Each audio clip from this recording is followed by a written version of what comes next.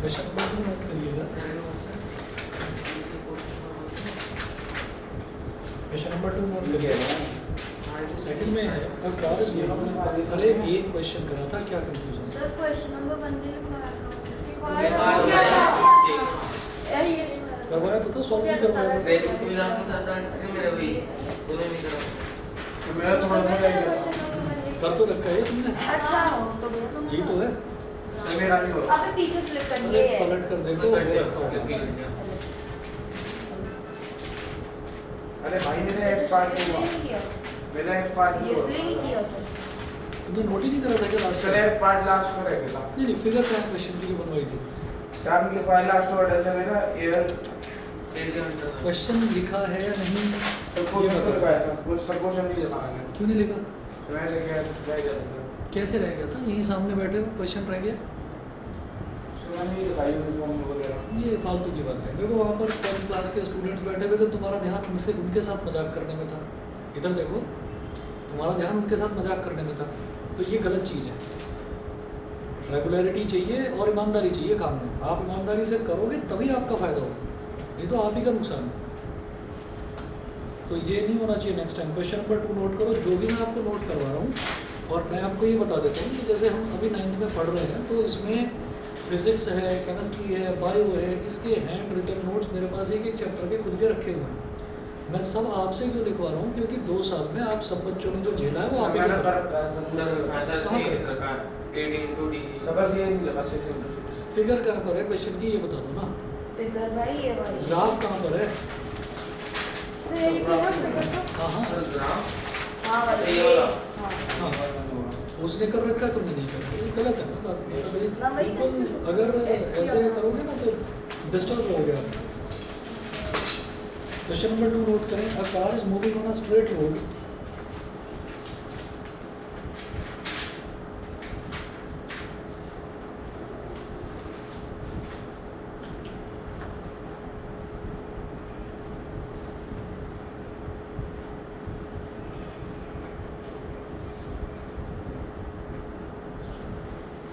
A car is moving on a straight road with uniform acceleration. सारे question हैं। हाँ जी।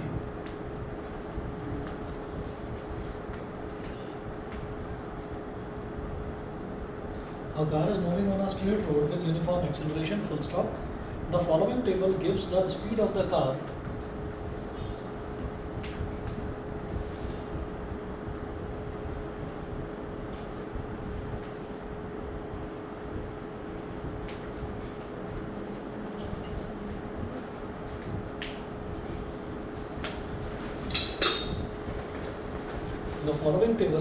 speed of a car at various instants of time. At various instants of time. At various instants of time. Speed है और फिर time है।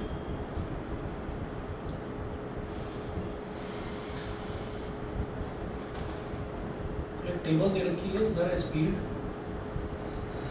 दे रखी है metre पर सेकंड में। टाइम दे रखा है सेकंड्स में। तो स्पीड कितनी है? 5, 10, 15, 20। 5 थोड़े से स्पेस के साथ लिखिएगा 10, फिर थोड़े से स्पेस के साथ लिखिएगा 15, फिर लिखिएगा 20। 5, 10, 15, 20, 25 और 30। अब ये हो जाएगा। टाइम जो सेकंड्स में दे रखा है वो है 0, 10, 20, 0, 10, 20, 30, 40, 50, 30, 40, 50. Draw the speed time graph by choosing a convenient scale. Draw the speed time graph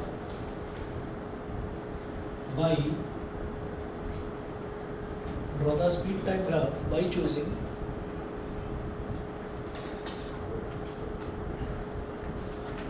a convenient scale. By choosing a convenient scale, determine from it, full stop,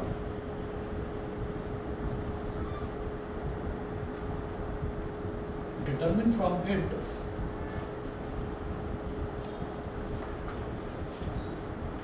first is the acceleration of the car,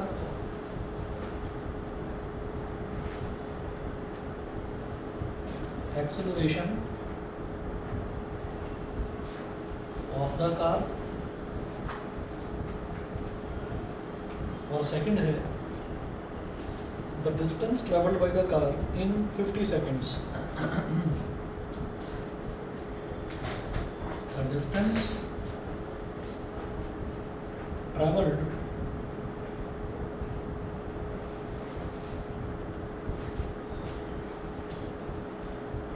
by the car in 50 seconds. In 50 seconds.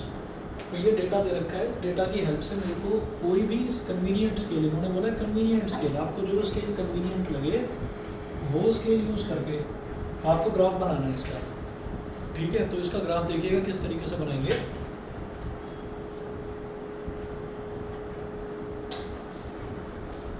हमने ये देखा है कि जब भी हम graph बनाते हैं तो हम एक्स एक्सिस पर क्या लेते हैं, टाइम लेते हैं, ठीक है, और वाई एक्सिस पर क्या लेंगे, स्पीड लेंगे। तो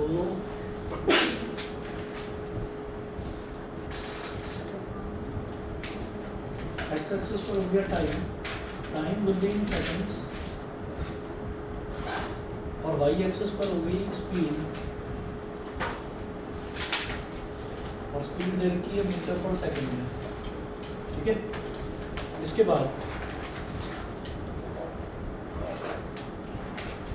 आंसर का पार्ट है। हाँ, मैंने आंसर शुरू कर दिया यहाँ पर, ये सॉल्यूशन है, देखिएगा। और टाइम कितना गैप दे रखा है, 0, 10, 20, 30, 40, 50, तो 10-10 का गैप दे रखा है, तो 10-10 का गैप ले लीजिए। 0, 10, 20, 30, 40 और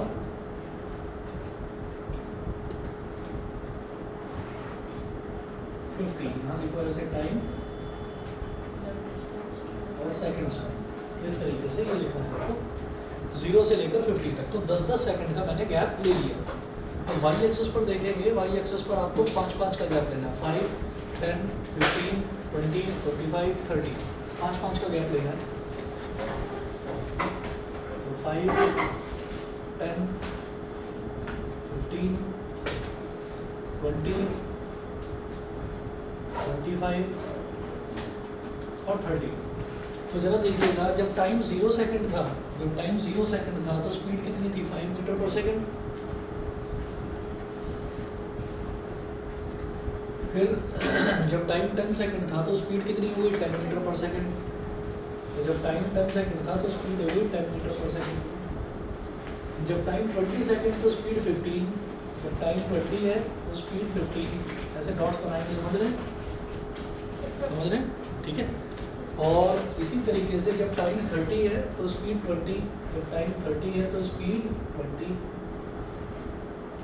जब टाइम 40 है तो स्पीड 25, जब टाइम 40 है तो स्पीड 25, जब टाइम 50 है तो स्पीड 30। अब इन डॉट्स को ज्वाइन करते चले जाओ।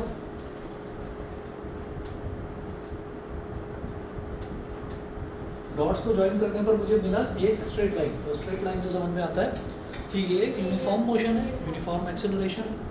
भाई लगातार जो स्पीड है वो लगातार बढ़ती जा रही है, तो ये यूनिफॉर्म एक्सेलरेशन हो गया। अब आप ये इन्होंने बोला कि सबसे पहले तो मुझे स्पीड टाइम ग्राफ बनाना है, तो वो तो बन गया। फिर वो बोल रहे हैं डिटरमिन फ्रॉम इट, अब मुझे ग्राफ से बताना है acceleration of the car. Graph से क्या बताएंगे, एक्सेलरेशन ऑफ द कार। तो क्या होता है कि जो भी हमको स्पीड टाइम ग्राफ दे रखा होता है, स्पीड टाइम ग्राफ के स्लोप से मुझे एक्सेलरेशन का पता चल जाता है। और स्लोप क्या होता है, परपेंडिकुलर अपॉन बेस। पहले बना लो इसको फटाफट।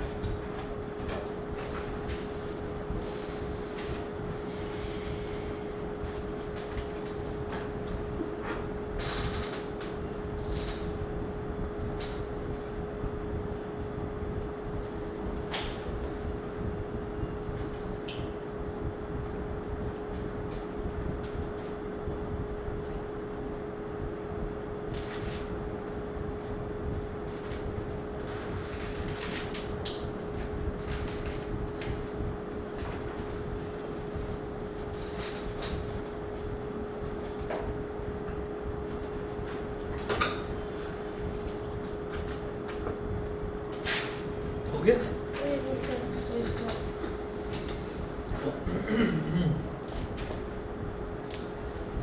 तो अब आप ये देखिएगा, वो बोल रहे हैं the acceleration of the car. तो एक्सेलरेशन कैसे निकलता है? स्पीड टाइम ग्राफ का जो स्लोप होता है उससे एक्सेलरेशन निकल जाता है, स्पीड टाइम ग्राफ के स्लोप से। तो स्लोप क्या होता है? Perpendicular upon base. तो ग्राफ मेरा क्या है, यहाँ से लेकर यहाँ तक जा रहा है, ये स्ट्रेट लाइन ग्राफ है। तो मैं इसमें ट्राइंगल कैसे बना सकता हूँ? ट्राइंगल बनाऊंगा तभी तो मेरे पास स्लोप आएगा, परपेंडिकुलर अपॉन बेस, तभी तो मुझे मिलेगा। तो मैं क्या करूँगा, मैं इसको एक डॉटेड लाइन से 50 तक ज्वाइन कर दूंगा, क्योंकि जो ये कार है, अ कार इज मूविंग, तो कार का जो मोशन है वो 50वें सेकंड तक हो रहा है, बस 50 सेकंड तक उन्होंने मोशन हमको दे रखा है इस तरीके से। अब तो मैंने इसको एक्स एक्सिस से ज्वाइन कर दिया 50 सेकंड तक। अब क्या करो कि ये जो शुरुआत वाला पॉइंट है, यहाँ से एक्स एक्सिस के पैरेलल एक लाइन ड्रॉ कर लो ऐसे। तो ये एक राइट ट्रायंगल बन गया। समझे? जब भी कभी आपको ऐसा ग्राफ दे रखा हो कि वो नीचे से ऊपर की तरफ उठ रहा हो या ऊपर से नीचे की तरफ जा रहा हो, ठीक है, जब भी कभी ऐसा ग्राफ दे रखा हो तो आप उसमें ट्रायंगल ढूंढने की कोशिश करिए। ठीक है, जो हमने लास्ट टाइम क्वेश्चन करा था उसमें हमको 2 ट्रायंगल दिखाई दे रहे थे, यहाँ पर ट्रायंगल मुझे बनाना पड़ेगा। तो मैंने ट्रायंगल कैसे बनाया, यहाँ से एक परपेंडिकुलर ऐसे ड्रॉप करा और ऐसे यहाँ से एक परपेंडिकुलर ड्रॉप करा, तो ये एक ट्रायंगल बन गया। ठीक है, हम क्या करेंगे, ये जो 5 वाला पॉइंट है इस पॉइंट को बोल देंगे ए, इस पॉइंट को बोल देंगे बी, इस पॉइंट को सी, और ये जो 50 वाला पॉइंट है इसको बोल देंगे डी, और ये तो ओरिजिन है जिसको हम ओ बोल देते हैं। ठीक है, तो ए बी सी डी ये मैंने 4 पॉइंट्स इस पर ले लिए। अब हम ये करेंगे कि यहाँ से यहाँ तक ये हमारा स्पीड टाइम ग्राफ, ये स्ट्रेट लाइन है, तो इस स्ट्रेट लाइन का परपेंडिकुलर और बेस ये ट्रायंगल बन गया। तो हम क्या करेंगे, क्या बोल रहे हो? जब मेरा आई नहीं पा रहा स्ट्रेट, कोई नहीं, वो थोड़ा थोड़ा गैप बराबर नहीं लिया होगा, कोई बात नहीं। अब यहाँ पर अब देखो, इधर ध्यान दो, हमने कहा एक्सेलरेशन जब निकालेंगे, कर लो उसको जैसा भी बनाए, ठीक है, उतना ज़्यादा सफाई की भी जरूरत नहीं है, बस इसको देखो। तो एक्सेलरेशन कैसे निकलेगा? एक्सेलरेशन हो गया slope of speed time graph.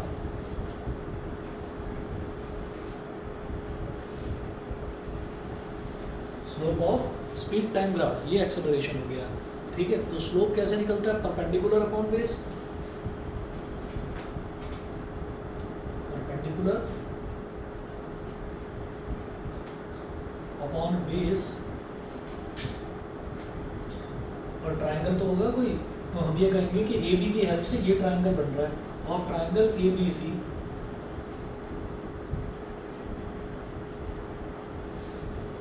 मैं स्लोप का डेफिनेशन लिख रहा हूँ। स्लोप क्या होता है? किसी भी ट्रायंगल में स्लोप निकाला जाता है, कैसे?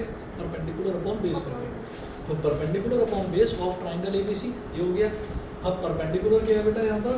बी सी, और बेस क्या है यहाँ पर? ए सी, ये हो जाएगा बी सी अपॉन ए सी। अब जरा मुझे बता दीजिए कि ये जो लेंथ है बी से सी तक, ये लेंथ कितनी है? तो 25। कैसे बताया 25? सर वो 5 करो एक्स्ट्रा है तो 5 - 30 कर बिल्कुल दिया। सही, क्योंकि अगर जीरो से मैं यहाँ तक की लेंथ लेता तो 30 होता। मैं 5 से 30 तक ले रहा हूँ, तो 30 - 5 कितना बचा? 25। ठीक है, तो ये वाला जो है ये है 25। ऐसे ये बताओ ए सी कितना है? 50। 0 से लेकर 50 तक 50 है, तो 25 अपॉन 50, 25 बन जा, 25 टू जा 1/2 का मतलब क्या हो गया? 0.5। तो एक्सेलरेशन क्या हो गया? 0.5 मीटर पर सेकंड स्क्वायर। क्या लिखते हैं उसको? ms की पावर -2। सर माइक पे लिखना जरूरी है। हाँ नहीं, 1/2 भी लिख सकते हो, वो कोई दिक्कत नहीं। ms की पावर -2 मीटर पर सेकंड स्क्वायर, ये हो गया। सेकंड पार्ट देखिएगा, सेकंड पार्ट को पूछ रहे हैं the distance travelled by the car in 50 seconds. तो जब स्पीड टाइम ग्राफ दे रखा होता है और वो बोलते हैं कि उसमें आप डिस्टेंस निकालो, तो कैसे निकालते हैं बताइए? बताओ। सर वो सर इसका एरिया जो अंडर है वो बिल्कुल सही। स्पीड टाइम ग्राफ का जो आपको स्पीड टाइम ग्राफ है, स्पीड टाइम ग्राफ के अंडर का एरिया, तो वो एरिया से मेरे पास पूरा डिस्टेंस आ जाता है। तो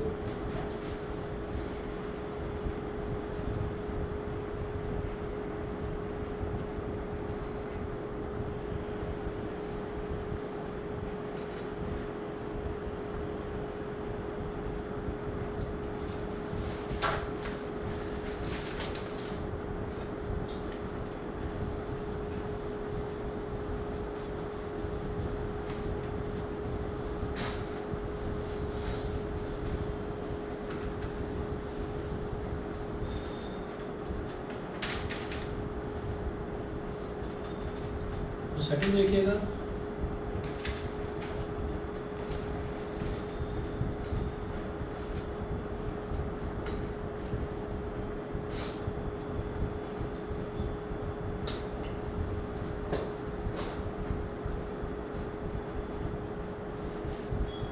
the distance travelled by the car in 50 seconds. तो distance travelled by the car क्या हो जाएगा, एरिया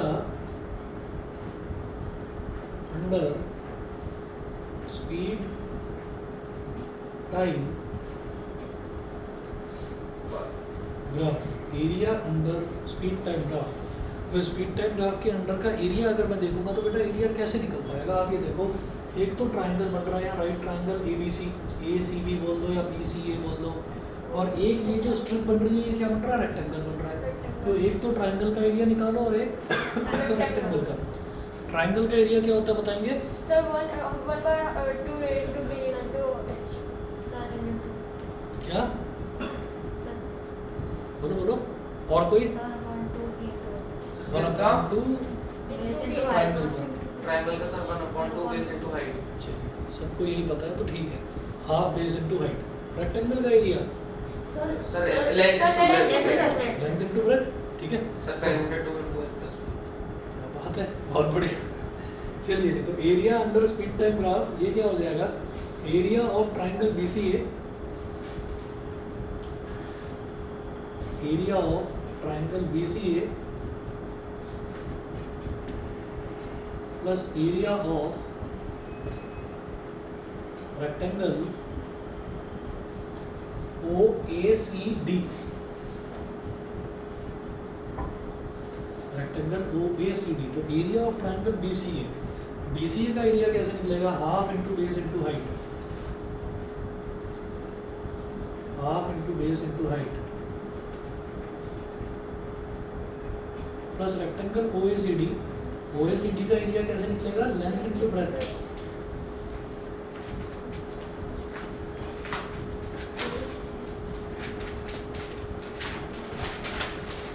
तो half multiplied by base into height. तो बेस कितना है AC और हाइट कितना है BC,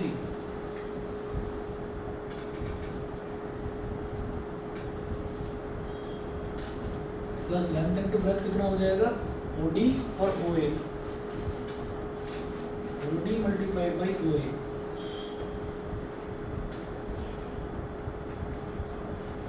अब AC कितना है इसमें, AC है बेटा 50 और BC कितना है 25। OD और OA देखिए, OD यहाँ से लेकर यहाँ तक 50 और OA कितना है 5। सर 770 आ रहा है। 25 इंटू 25 क्या होता है 625 और 55 का कितना होता है 55 का 250, तो 600 प्लस 200 तो 800 हो गया। ये कितना हो गया 875 मीटर। बताइए जी, समझ में आ गया? सर तो ये हमारा हो गया 875 मीटर, और हाँ बिल्कुल सही है। उसके बाद हम ये देखेंगे कि जैसे हमने इक्वेशंस ऑफ मोशन देखी थी, तो इक्वेशंस ऑफ मोशन को अब ग्राफिकल मेथड से डिराइव करने के लिए पूछा जाएगा, ठीक है। तो जैसे एक तो मैथमेटिकल मेथड था जो हम पहले कर चुके हैं, और अब है कि इक्वेशंस ऑफ मोशन को डिराइव करना है बाय ग्राफिकल मेथड, ठीक। तो कैसे करेंगे वो देखना है। मैं ये वाला पोर्शन मिटा रहा हूँ इधर से।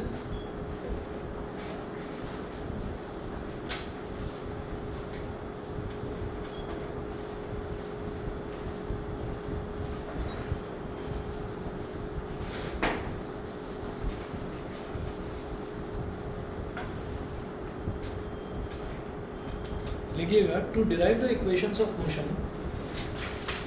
Question next heading,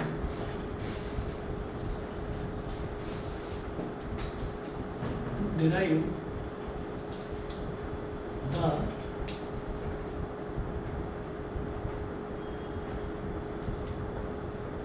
equations of motion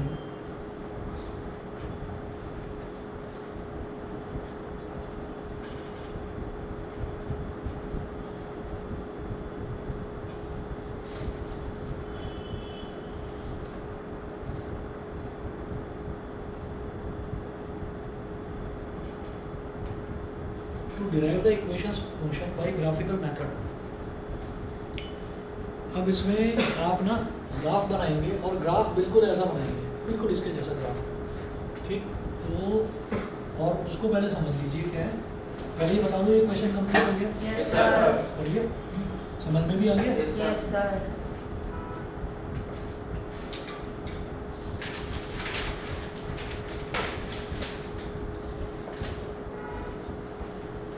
इधर हो गया टाइम सेकंड्स में और इधर हो गई वेलोसिटी, वेलोसिटी हो गई मीटर पर सेकंड में, ठीक है। अब आपको क्या करना है, ये है ओरिजिन, ओरिजिन को मैं बोल देता हूँ, ओरिजिन समझते हैं, एक्स एक्सिस और वाई एक्सिस यहाँ होता है। सदा से शुरू हो गया। हाँ सदा से शुरू हो गया।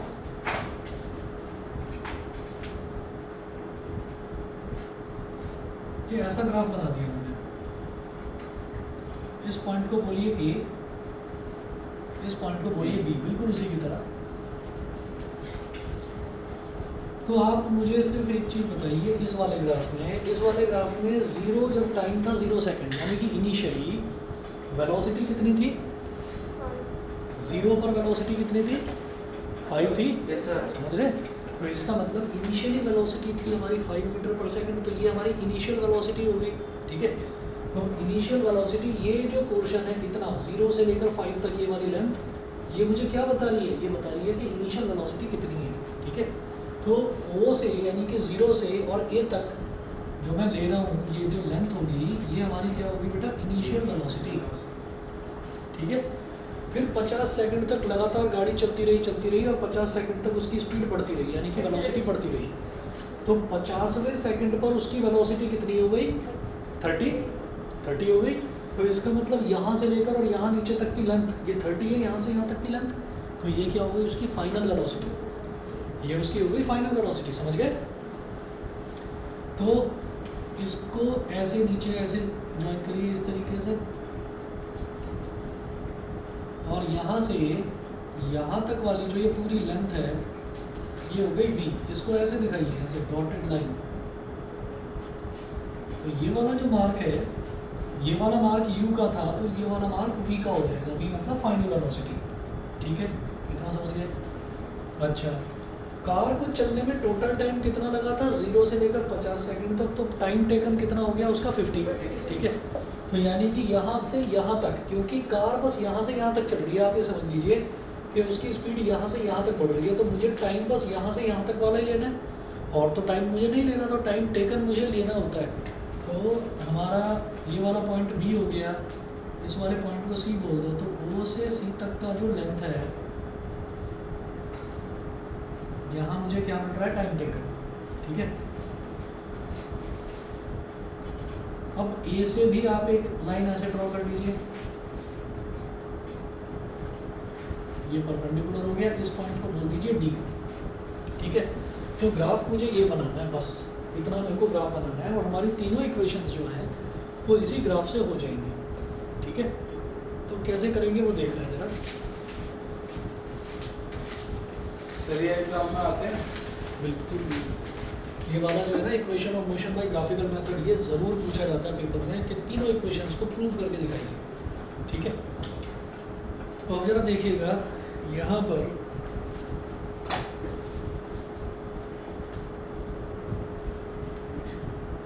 ये मिटा रहा हूँ, ये वेलोसिटी टाइम ग्राफ या स्पीड टाइम ग्राफ है।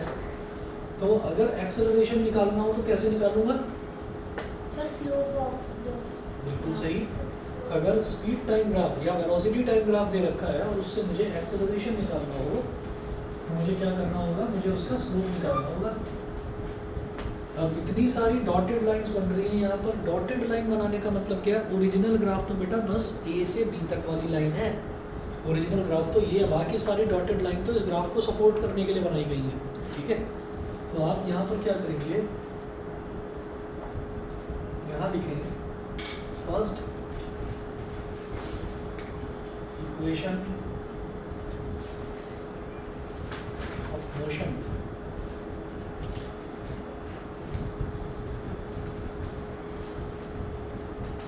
v is equal to u plus a t. तो मैं इस इक्वेशन को प्रूव करना चाहता हूँ, ठीक है। और अब मैं किसी भी तरीके का कोई मैथमेटिकल जो रूल है वो ना लगाते हुए मैं ग्राफ को यूज़ करके करूँगा। इसमें ग्राफ में जो लगाना है वो लगाइए, लेकिन आप कोई मैथमेटिकल फॉर्मूला नहीं लगाएंगे। तो देखिए कैसे करेंगे, हम ये कहेंगे कि acceleration of this body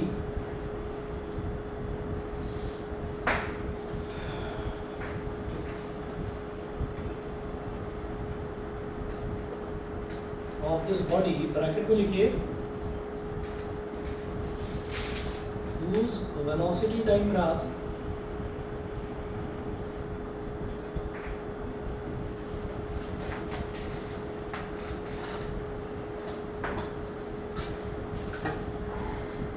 is shown above. Acceleration of this body, ये क्या होगा, slope of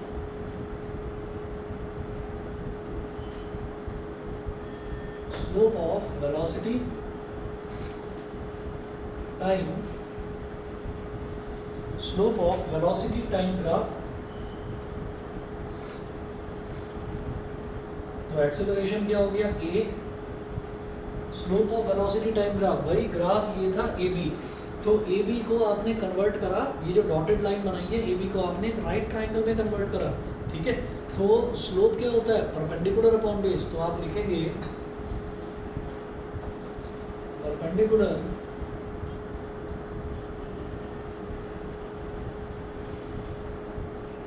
perpendicular upon base of triangle BDA, of triangle BDA। तो perpendicular upon base क्या हो जाएगा BDA का, भाई perpendicular तो बेटा ये हो गया BD और बेस क्या हो गया AD हो गया। तो लिखिए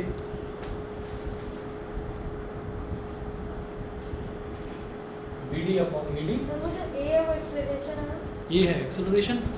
हमने क्या लिखा, acceleration of this body whose velocity time graph is shown above। तो acceleration is equal to slope of velocity time graph. तो इधर तो एक्सेलरेशन की जगह ए लिख दिया, और slope of velocity time graph क्या होगा, perpendicular upon base of triangle BDA, ठीक। इधर ए आ गया और परपेंडिकुलर अपॉन बेस क्या हो गया BD अपॉन AD। यहाँ तक क्लियर है। अब सवाल ये उठता है, भाई मैं ये जानना चाहता हूँ कि ये BD कितना है। तो आप ये देखिए, क्योंकि ये एक सिमेट्रिकल फिगर है, यहाँ पर एक रेक्टेंगल बनता हुआ नजर आ रहा है नीचे। तो अगर ये u है तो d से c तक की लेंथ भी तो u होगी, ये d से c तक की लेंथ जो है ये भी तो u होगी। बताओ, समझ गए। तो हम क्या करेंगे, हमें निकालना है BD। तो BD क्या हो जाएगा, BC माइनस DC। अगर BC में से ये जो पूरी लेंथ है BC, इसमें से DC सब्ट्रैक्ट कर दें तो केवल BD बचेगा, ठीक है। तो BD की जगह लिख दो BC माइनस DC। इधर देखो BC minus DC upon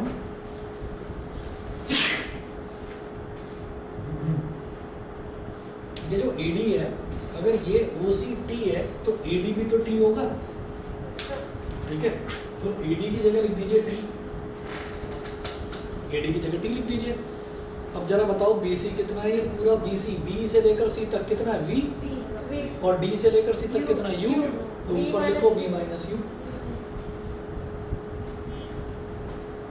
A is equal to V minus U आ गया ऊपर, और नीचे तो T था ही। उस T को इधर ले आओ,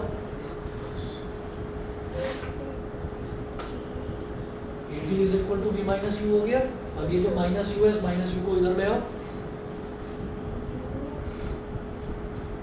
plus AD is equal to V। हो गया प्रूफ, ठीक है। तो इस ग्राफ को यूज करके मैंने पहली equation V is equal to U plus AD prove कर दी। इसी को अब पलट कर लिख दो ऐसे, v को इधर लिख दो, u प्लस टी को उधर लिख दो। v plus t equals to आपने v को इधर लिख दिया और u प्लस टी को उधर लिख दिया, तो v is equal to u plus t, और यही मुझे प्रूव करना था। बताइए, समझ गए? सूर्यांश, आयुष, क्लियर? देखिए, अब इसके बाद देखिएगा, अब second equation of motion prove करनी है हमको।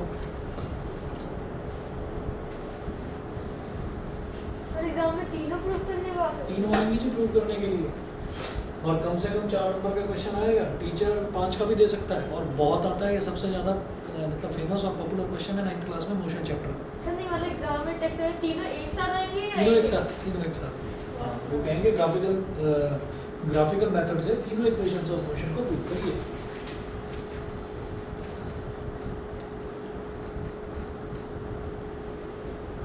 सिर्फ प्रूफ करने को आएगा, नेक्स्ट क्वेश्चंस नहीं, क्वेश्चंस भी आ सकते हैं, क्वेश्चंस भी आ सकते हैं। अब आप ये देख लो ना कि जब आपका पहला पेपर जो होगा अभी, तो उसमें एमसीक्यू होगा हमारा तो पूरा।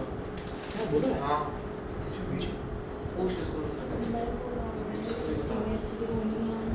भाई एमसीक्यू नहीं क्या सर अभी ऐसा कुछ सभी भी हमारे पास रिटर्न होगा इसमें होगा। एमसीक्यू का तो कुछ ऐसा है। सर हाँ, मैं सर, बताऊं serious है। तुम्हारा क्या एमसीक्यू होगा पूरा A1। अच्छा, तुम्हारा तो कल भी तो टेस्ट है, यस सर, हमारा साइंस का टेस्ट है। तो कल पता चल जाएगा एमसीक्यू होगा या सर कैसे। नहीं, टेस्ट अलग चीज है और एग्जाम को। अच्छा, वो तो आपके टर्म्स जो होंगे, Yes, sir, वो तो नहीं वो वाले दिया। एग्जाम होगा, ये तो क्लास टेस्ट होगा ना।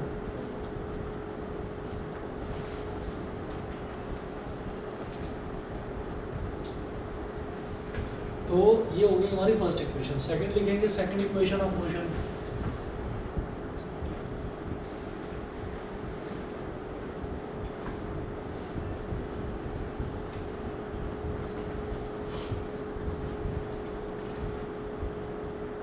Second equation of motion, second equation of motion होती है s is equal to ut plus half at square. बिल्कुल सही। यहाँ पर जैसे मैंने यहाँ पर एक्सेलरेशन निकालने का फंडा यूज़ करा था, और स्पीड टाइम ग्राफ से यानी कि वेलोसिटी टाइम ग्राफ से एक तो मैं एक्सेलरेशन निकाल सकता हूँ, और क्या निकाल सकता हूँ? स्पीड टाइम लॉस से वो डिस्टेंस निकाल सकते हैं, ठीक है ना। तो आप डिस्टेंस निकालिए। यहाँ पर ये कह दीजिए डिस्प्लेसमेंट, डिस्प्लेसमेंट को, क्या स्ट्रेट लाइन मोशन में डिस्प्लेसमेंट और डिस्टेंस एक ही बात होती है, और displacement is equal to area under velocity time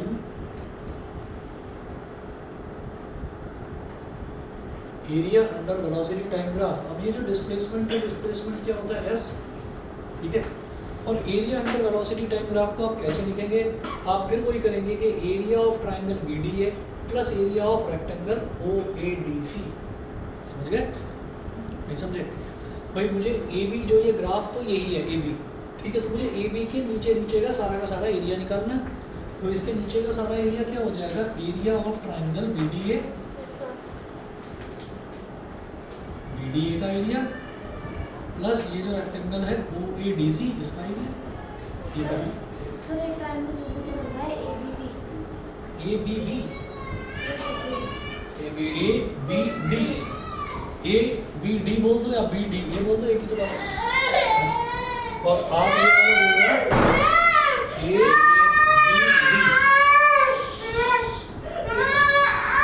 वाला जो ट्रायंगल है इससे कोई लेना देना नहीं है, ठीक है। क्यों?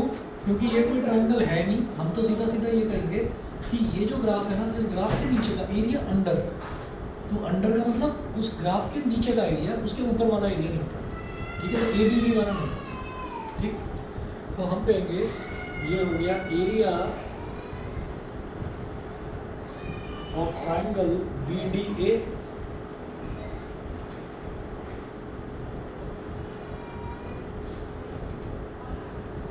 Plus area of rectangle OADC,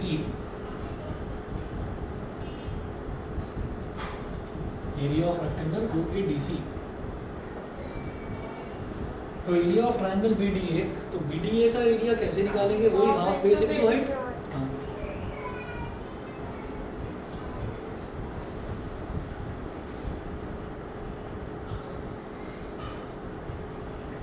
half into base into height, और इसका कैसे निकलेगा length into breadth, length into breadth, ये हो गया ठीक है, is equal to half multiplied by, अब देखिएगा जब मैं BDA की बात कर रहा हूँ तो बेटा बेस क्या हो गया AD और हाइट क्या हो गया BD।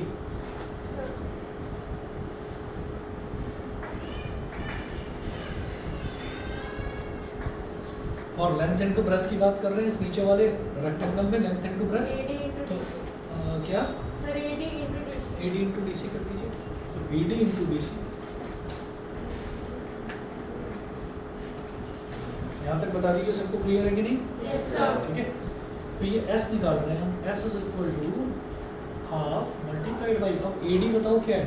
Sir, AD है AD है T, T. तो लिखिए T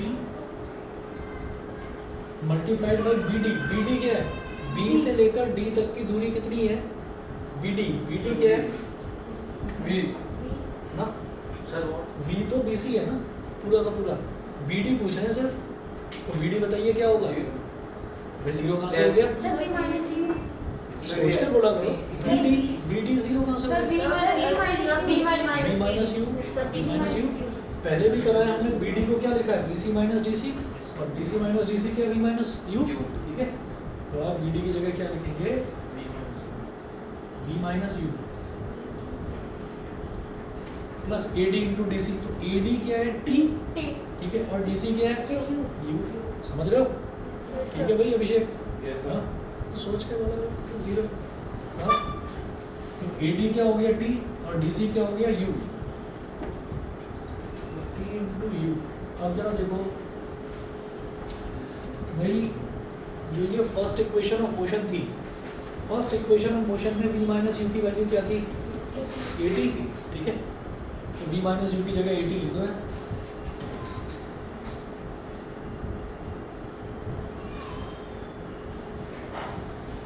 और T इंटू यू क्या हो गया? UT, ठीक है, तो V माइनस यू को मैंने 80 लिख दिया, समझ रहे हैं सूर्यांश? समझ रहे Yes, हैं? sir. तो इसको मैं क्या लिखूंगा? फ्रॉम फर्स्ट इक्वेशन,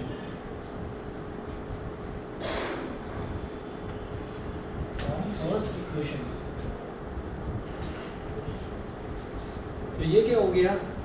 अब आप ये देखिए, T को अगर 80 से मल्टीप्लाई कर दूंगा तो 8T स्क्वायर हो जाएगा, और हाफ 80 स्क्वायर आ गया, और UT आ गया साथ में, तो UT को पहले लिख दो, हाफ 80 स्क्वायर को बाद में लिख दो, बीच में प्लस का साइन है ही, ठीक है, तो S इज इक्वल टू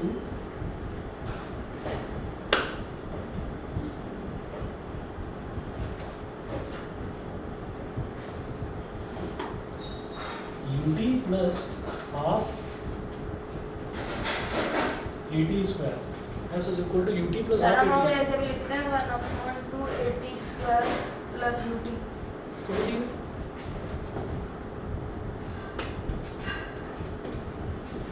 ये हो गई सेकंड इक्वेशन प्रूफ, समझ गए? ठीक है जी, इसके बाद क्या करना है? इसके बाद बात करेंगे थर्ड इक्वेशन ऑफ मोशन की, इधर कर रहा हूँ।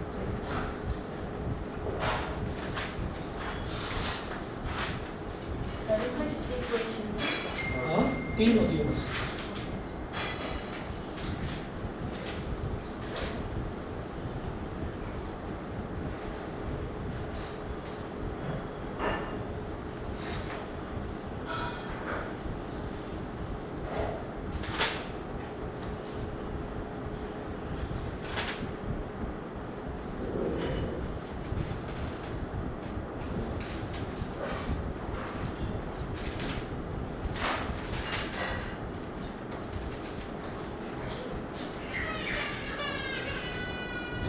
थर्ड इक्वेशन ऑफ मोशन, तो थर्ड इक्वेशन ऑफ मोशन क्या होती है? V स्क्वायर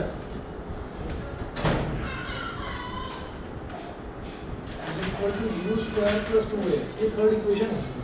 अब इसको प्रूव कैसे करेंगे? जैसे मैंने यहाँ पर स्टार्टिंग करी थी डिस्प्लेसमेंट से, यहाँ पर भी स्टार्टिंग डिस्प्लेसमेंट से ही करेंगे। हमने फर्स्ट इक्वेशन की स्टार्टिंग कैसे करी थी? एक्सेलरेशन से, acceleration is equal to slope of velocity time graph. Second की क्या करी? Displacement is equal to area under velocity time graph. Third का भी ऐसे ही करना है, बिल्कुल सेम। तो लिखेंगे displacement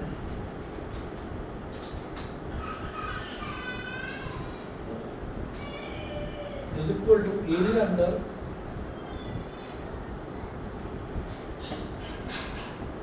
displacement is equal to area under velocity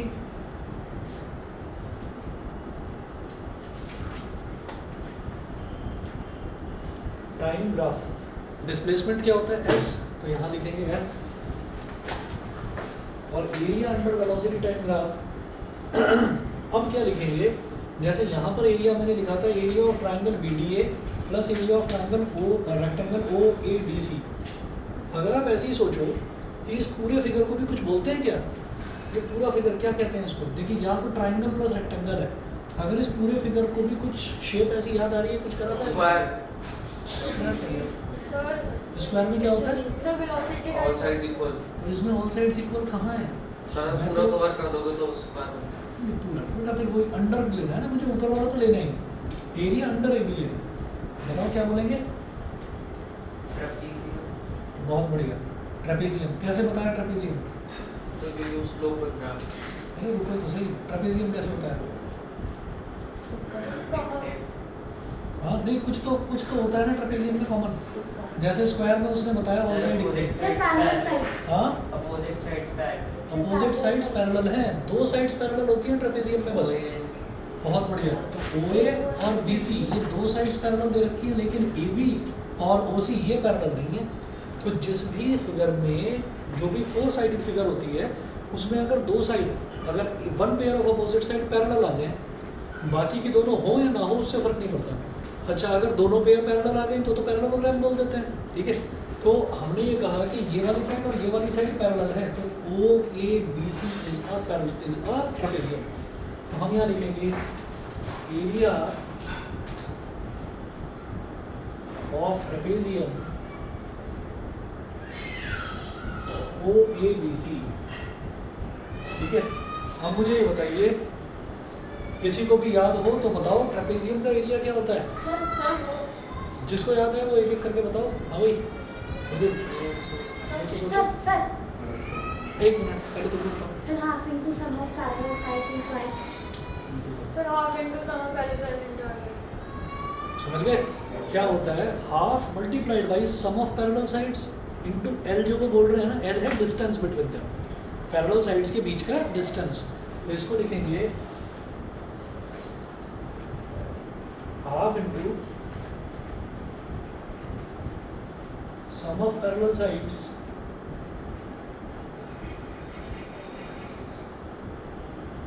into distance between them, distance between them, ठीक है। इसी को L बोल देते हैं। तो सम ऑफ पैरेलल साइड्स, तो बेटा पैरेलल साइड कौन सी है? OA और BC। तो इनका सम क्या करेंगे? लिख दो OA plus CB, sum of parallel sides, half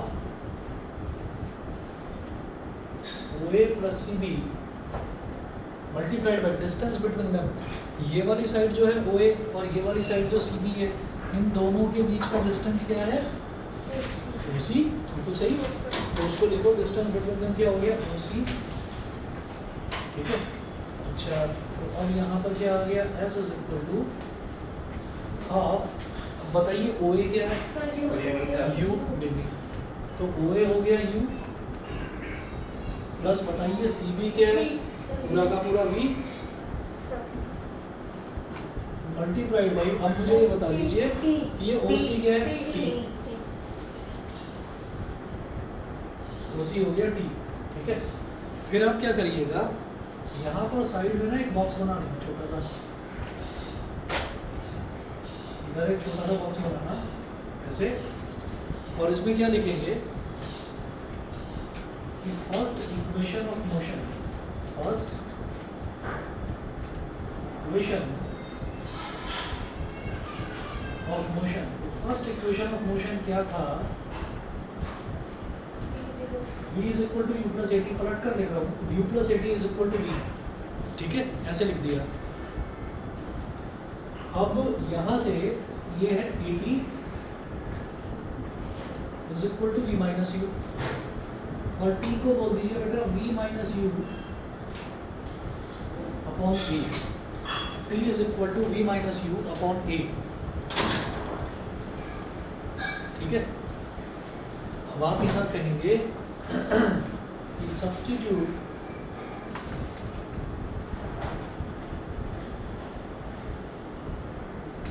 the value of t from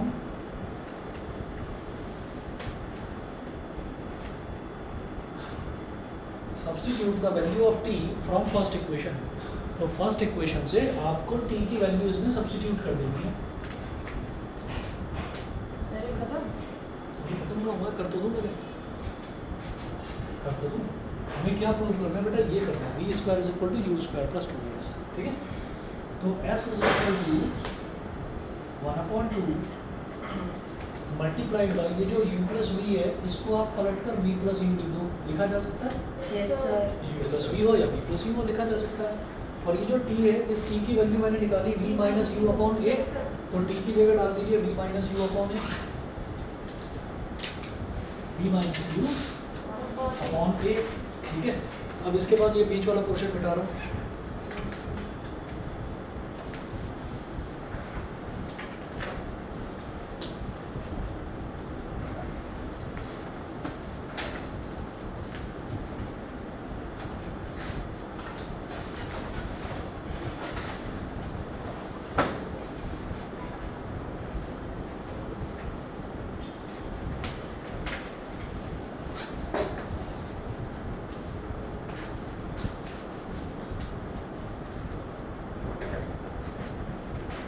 अब जरा ये देखिए कि जब न्यूमरेटर होते हैं तो सारे न्यूमरेटर आपस में मल्टीप्लाई हो जाते हैं, तो 1 को किसी में भी मल्टीप्लाई करो कोई फर्क नहीं पड़ता। जरा बताओ v plus u into v minus u क्या होगा?